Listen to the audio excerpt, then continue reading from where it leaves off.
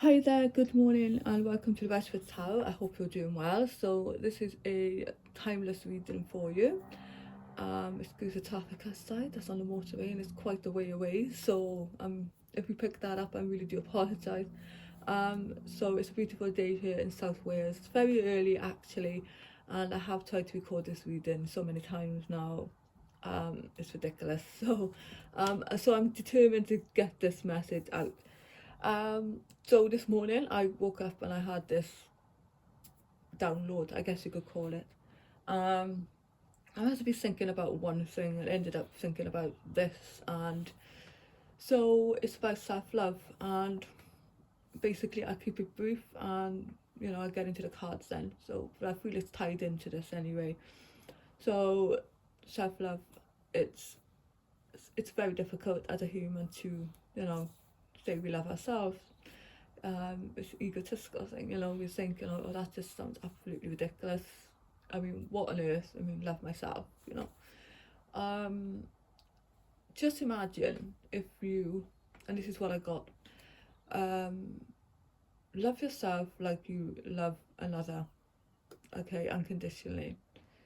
Love is an energy, and it's the most powerful force in the universe. It's a human superpower. Imagine if we utilize that superpower for ourselves. Imagine what we could achieve with that. We could literally move mountains.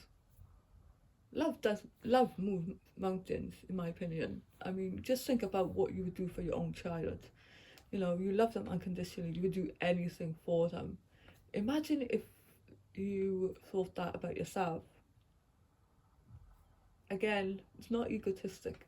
It's about accepting every single part of yourself as a whole. I've got the cards here of duality, balance needed. But I feel like this is saying that we have to accept the light and the dark side of ourselves, and remember that we are always connected to source on the other side, and spirit, whatever you want to call it. Um, we are always connected, and we are as above so below here. What heaven and earth, so whatever you believe in, where we come from, that we were created perfect, and we are still perfect here. Okay, there is no separation. That basically is what I want to say in simple terms, because I went round the long way the last video and I went off on a tangent. So you're getting the gist of it in this video. So I hope it makes sense to you. For some of you, there is a need here to put up boundaries. Okay, you are giving too much of yourself. You're not getting the love that you are meant to receive from perhaps someone else. And there's a need here with a key there to, stop giving too much of yourself and accepting less than what you deserve. I also have here the card of fellowship, sharing and coming together. I feel like this is tied in with this card here, because I feel that for some of you, with darkest hour, strength arrives. It could be that for some of you there is a community of people, or maybe it's just one person that's coming in, okay, that's going to, and I don't mean fix you in a way that, it means that you need fixing, because you don't. But I just feel that there is someone or people, and this could be a community, this could be a group of people that you're involved in, it could be a new spiritual community, whatever, that is going to help heal this cup here of yours that was broken in the past, and now it's been filled again. And I feel that this cup is representing to me self-love. If it, for some of you, it could potentially be, a new partnership or something, but I'm not saying you need another person to fix you either, but it's I feel like it is for some, it's receiving the love that you deserve as well. Take it as it resonates, okay? So the cup here is being filled up again. For some of you there, that's what I feel, especially with enlightenment as well. Continue to grow. Some of you have gone through a lot, okay, a lot of experiences. I mean, that's life anyway. Life is, I mean, what is life if we don't have experiences? I mean, but for some, you know, especially with this card here, you know, darkest hour, some of you have been through it. But for some of you, you know, it's been, in hindsight, a blessing in disguise, because you have learned so much from an experience. It's giving you an enlightenment, it's giving you wisdom, it's giving you the ability to see beyond the 3D. And for some of you, this could be, you know, the time to help others, teach others, start a podcast, spiritual, you know, community, whatever this is, you know, especially with this card here, sharing and coming together. There is something perhaps you need to share with others to help heal others to get as well, and help to mend the broken pieces of themselves, or giving them the that kind of just giving them the tools or the energy, or just showing them the way, so to speak. Okay, maybe you are a healer as well. Sacred sexuality, healing and connection. I want to read this out to you, okay? It will not be long. And this is from the Christ Consciousness deck by Amanda Ellis as well.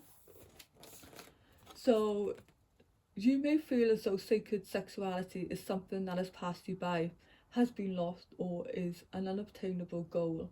And yet there is rich teaching within this message. Whether you have experienced it or not, are already holding its vibration, or are in partnership or single. Sacred sexuality is less a practice, although tantric techniques and philosophy are one avenue, and more a far wider, unique path. However you approach it, it is ultimately about deepening connection to yourself, another, and God, source, universe, whatever you want to call it. Many belief systems have at their core the holy sanctity of sex. Some decree that sex only within marriage is acceptable. However, it is important to realise that Jesus' narrow words on this were written decades after his teaching, and were led by current thinking of the day and the writers themselves. If you ask Jesus now, his teaching is that sacred sexuality is to be celebrated, not condemned. The body is what God has given, and divine connection is to be cherished, not to be laden with judgment and rules. Indeed, any relationship Jesus had when alive as a man is not in the Gospels, but that is not to say he had to be celibate, because God created everything, including our ability to procreate, but also to receive pleasure. Indeed, when we look at enforced celibacy as opposed to celibacy we choose, it can lead to unneeded hardship. And in New Earth consciousness, we are not forced to take such vows of abstinence if we do not want to. Back to Adam and Eve at the tree, woman is no longer cast out and condemned for her actions of temptation, but is instead recognised as the abundant goddess she is. Now we are all invited back into Eden, where mutual respect, appreciation, balance, harmony and love are the only prerequisites. Because you are, if you are an adult, a sexual being with a body that has needs, the question asked is whether these are met by a suitor with energy aligned to yours, and seeking ultimate expression of love. It may also be worth considering if you are a good partner, able to give as well as receive, and be vulnerable while seeking deeper intimacy and reach for goals. If the energy between you is overtly influenced by mass media, marketing and the entertainment industry, there may be a distorted expectation and disillusionment with our physical appearance via unrealistic airbrushed imagery or toxic material viewed. Sacred sexuality is about being open to the far deeper emotional and spiritual aspects of embracing and enjoying an intimate life. Nowadays, the fast pace of life can be matched with the hunt for quick gain, whether through one-off encounters or relationships that don't get time to reveal what they can ultimately be. The rush toward being with someone because it is expected, or you feel pressured by your peers, can lead to problems also. Instead, like waiting for the sun to rise, some things are worth waiting for and some unions are destined. Letting go of old dogma, shame, guilt, apprehension, or feeling undesirable is necessary, since your body is not something to be embarrassed or ashamed of. It may be that healing from past abuse or dysfunctional and unwanted experiences may be needed. If required, enter the holy waters so you can begin anew, ready to welcome in new possibilities, experiences, vulnerability, sharing, and love. Tenderness, open-heartedness, excitement, bliss, ecstasy, and new states of consciousness arrive, reminding you of the feeling of being alive. That is beautiful. And then we have Archangel Michael, regain your focus. Trivial life matters are distracting you from your goals. Archangel Metatron and I are here to help you stay grounded. And the way forward is open. You're not trapped, possibilities and opportunities abound. I will guide you to personal and spiritual freedom.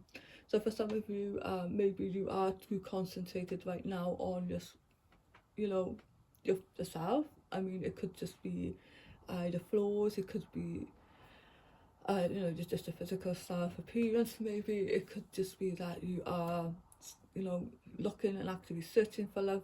I feel like this is saying, just regain your focus, concentrate on you, on what you want to achieve right now in life, okay? The wishes, the goals, whatever your aspirations. Because patience is needed here. You are here, joy is there. Archangel Michael said that, what I feel is saying that there is a pathway to your happiness right now and your joy, your person, divine counterpart, whatever you want to, take it as it resonates. But there is timing, okay? There is divine timing at play here. So that's what I feel is the cards are saying there.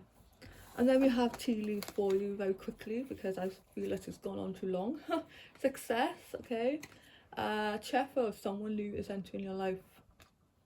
Fair man, dealings or relationship with a man with blonde, grey or white hair for some of you out there. Vacation is needed. And we have arrow, you are on the right path regarding some aspect of your life. So I hope this message has found you well and you enjoyed it. If you got this far, please let me know if you like this reading and want more. Thank you so much for listening. I really do appreciate you and I will see you in the next video.